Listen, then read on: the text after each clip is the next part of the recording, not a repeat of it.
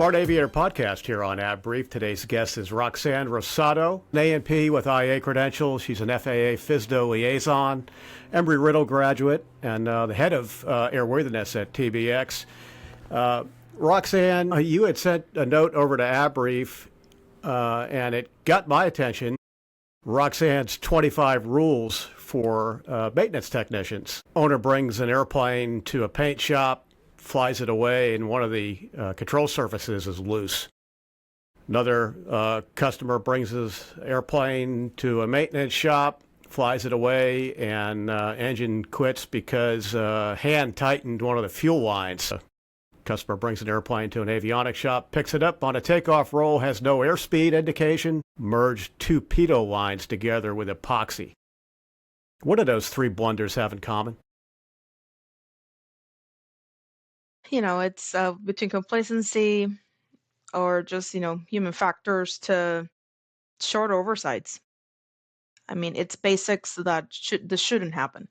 When you're going back in after a paint and you're putting in a flight control, you're doing extremely critical tasks. You need to have a second set of eyes behind your work.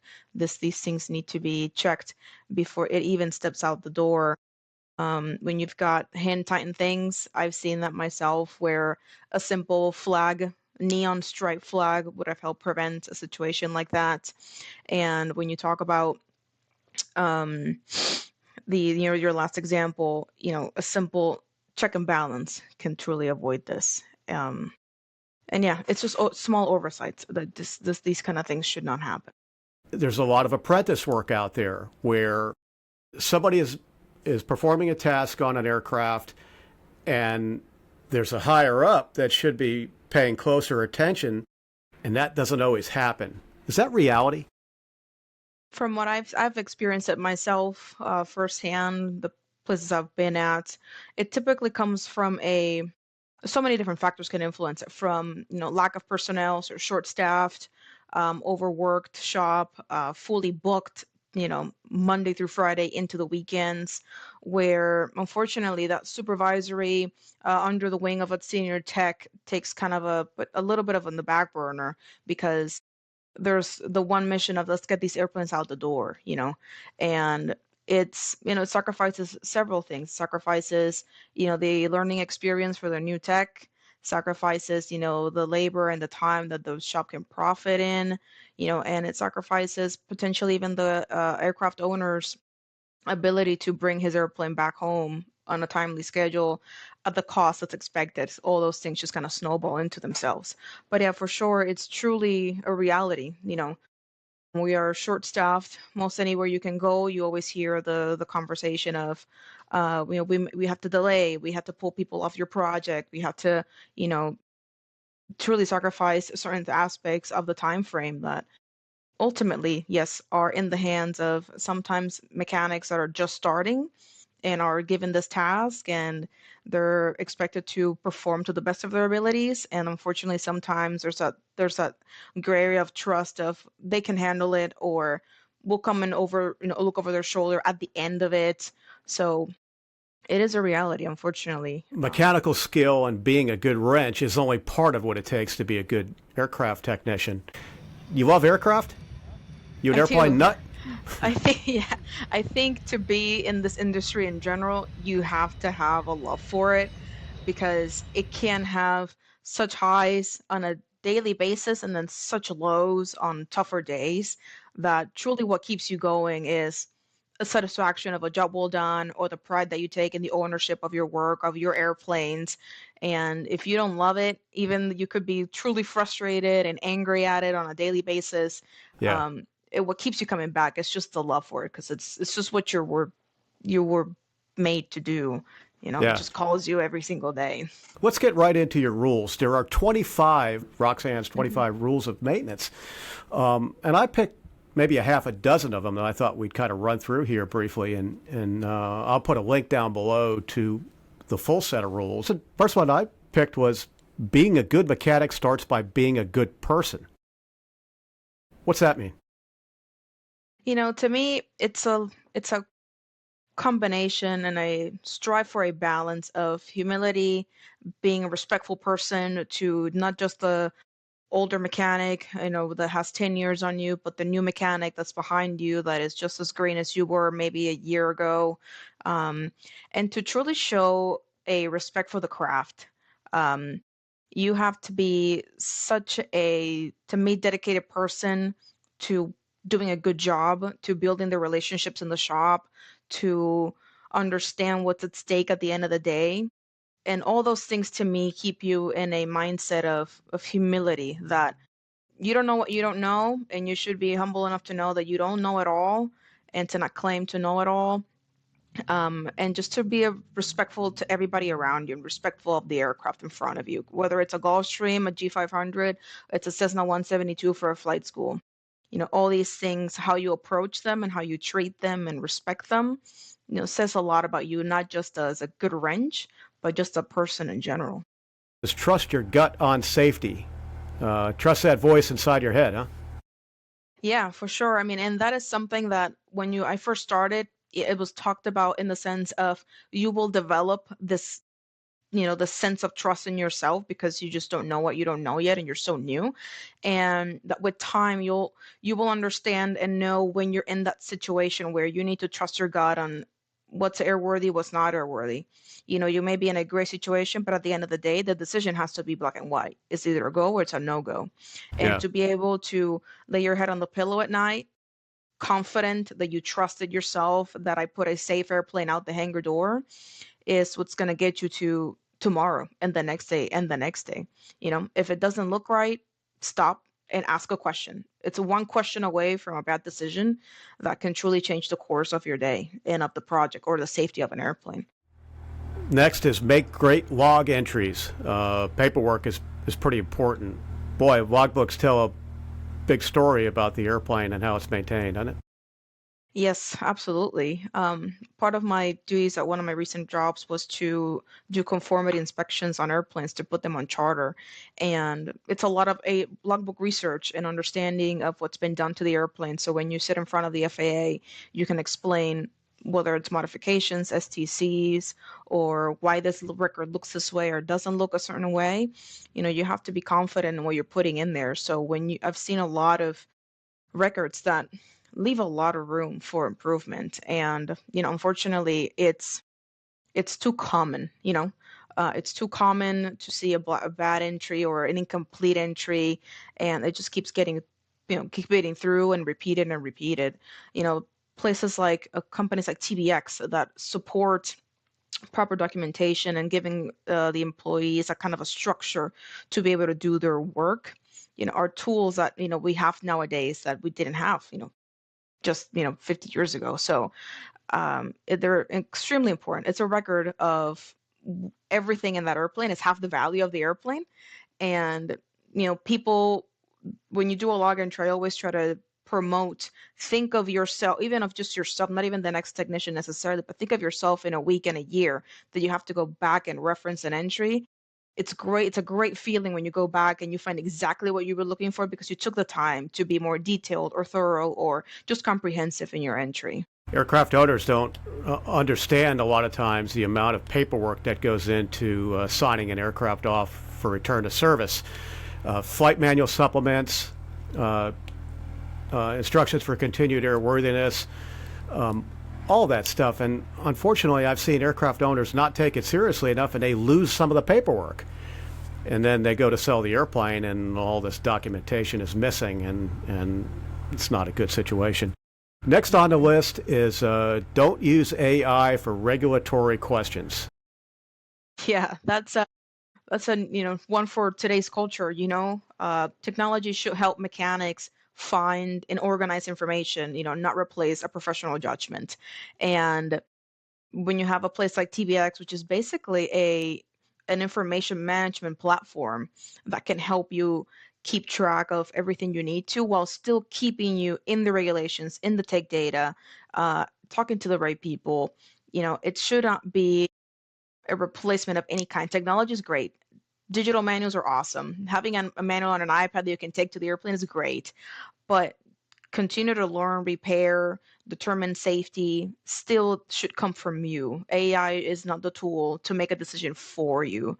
Um, I've have been dealing with younger technicians fresh out of A&P school who have used AI tools to answer questions that I've asked of them, especially on the regulatory side, because taking a fresh mechanic to get into the FARs is a tough task at times because they just want a wrench, and I can understand, but there's times where you have to get in the book, you have to get in the regulations to be able to understand properly what you're, to your point, signing off, what's required to return this airplane to service, what's not required, and all those answers are in the FARs. Yeah, AI works for a lot of things, but two things it doesn't work for is working on airplanes and writing about airplanes, particularly writing about maintenance and some of the other technical stuff that the advice that we give. AI doesn't always work. Protect your certificate like your life depends on it. Whether you're an A&P with IA or an avionics repairman, it's important, isn't it? Yeah, protect it like your life depends on it, because it does depend on it. You can do, and you will do, you could jail time when you put your certificate on the line to meet someone else's like unrealistic expectations. That unfortunately is a very pressing issue, across different jobs. To never let the pressure of a moment to get an airplane out the door ruin not just your career, but potentially your life. It's truly not a place where you want to find yourself in, because it's your certificate. It's what lets you put your hands on any airplane out there. Why jeopardize it? Why put yourself and everybody else that goes after that mistake, at risk, just, you know, just for the sake of it. Yeah. No job too small. Yeah, that's something that I was ingrained since, I think, day one of A&P school. It's, if you're just sitting around, if your boss is sitting down, you shouldn't be sitting down. If there's downtime, there's always stuff to do. Shops have ongoing shop projects that are not necessarily aircraft driven. Even if it's just sweeping the floor, sweep that floor, leave it clean, organize the shelves, organize parts if you can, clean up dirty racks, pick up the fod from the floor. There's always something that can be done. And it's talking specifically of airplanes, your certificate covers ATA 4 all the way to ATA 80, and includes ATA 35, water and waste, and then, sorry, 38, water and waste. And that's always, I've come across too many instances where there's an attitude of, oh, I'm already above that job. I'm already above that task. And I understand if there is somebody else who can take care of that, because there's the junior mechanic, there's a rookie. But to present it as, oh, I don't need to be doing that anymore because I've done my time or whatever it is, it's just not an attitude that you want to see young technicians emulate. It's just, it doesn't transfer well. So if you have to go in and, stick your hand places you don't want to, or open panels or clean bearings, it's what needs to get done. Your A&P covers everything, Yeah. from the flight control rigging to the brake cleaning to the bearing cleaning to everything. Yeah. And the last hand-picked rule, I think both of us as techs agree, remember what's at stake here. Yeah. If you work, for me, I work with crew members constantly. It was a phone call away kind of relationship almost on a daily basis. When you have them in the front of your mind when you're doing work, these coworkers sometimes become friends, if not just good working relationships. When you're signing off that that person, your friend that you consider for, whatever it may be, they're gonna take this airplane up in the air. And there's a level of, it's fine, it's airworthy, and sometimes you don't even think about it. But sometimes you're signing off also an aircraft for a student that's going to take their first intro flight. This is a young person, impressionable, that you want to make sure at any cost that they're getting on an aircraft that's going to go up, it's going to come back down as it's intended to do. And also, you have yourself to think about. Would I fly in this airplane? Would I put my mom, my family, my kids in this aircraft? We hear all the time, and almost sort of like it's somewhat like a bumper sticker, would you put your family on board? But it's true, it's just so tangible, black and white. Would you put your family on here? What's at stake? It's not something that we can pull over and fix real quick. It's something that you need to be of sober mind every time you are confident returning an aircraft to service. Maintenance. What advice might you have for an aircraft owner? Yeah, so when you're in a position where you just don't know what you know where to start, you most likely have you're entered an industry that's well connected. And you've entered an industry of people who have seen a lot and taking airplanes to different shops. Ask somebody who you trust that has an aircraft that's taken their aircraft to a certain shop before. And to me, the things that I would like to know is, were they a respectful shop? Were you treated respectfully no matter what kind of airplane you brought in? Was it a clean shop? Did they pick up the phone when you called? Is the communication clear, concise, transparent, not just on, hey, is my airplane ready, but hey, what have you found? What's it gonna cost me? What's the expected downtime? Transparency between clients, owners, and shops to me is critical. And if you request an update, are you met with, yes, absolutely, here's where we are. Unfortunately, these are the setbacks we took. Or on the flip side, hey, we're actually done early. And we're gonna, have you up and ready in, a short amount of time. To me, it's to concise it all back together. It's a respectful shop, and is communication clear, and where you treat it with the respect that you expect it to, because you have rights as an owner to know what's going on with your airplane at all times. I thought I'd let you say a few words about TBX and the resources it can provide to shops, and what does that mean to the aircraft owner?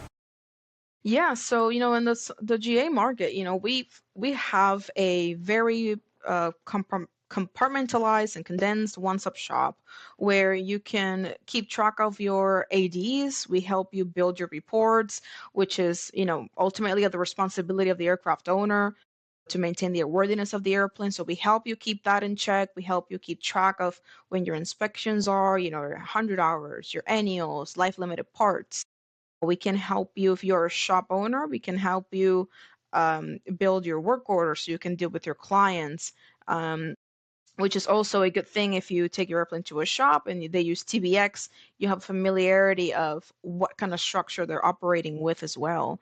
So, we're here to make your life easier, make your job easier as an owner, as a fleet operator, as a shop owner, by keeping you regulatory compliant, with all your requirements from the FAA. What advice do you have somebody that's thinking about making a career out of this thing? I think you should definitely go for it. It's a great industry. There's amazing people here that want nothing but the success of the aircraft, nothing but your success as an individual. It's not always glamorous, but it's very, very rewarding if you remind yourself what's at stake and what matters at the end of the day. If you ever find yourself in this industry and it's tough and you don't know if you should keep going, ask yourself, who do I do this for? Is it the company? Is it the client? Is it the crew? Is it the safety of others? Trying to refresh your mind and refocus on why you did it in the first place typically helps you push through those tough days, and that'll keep you centered and pushing through the tough times. So it's a great industry. I would not change it for the world.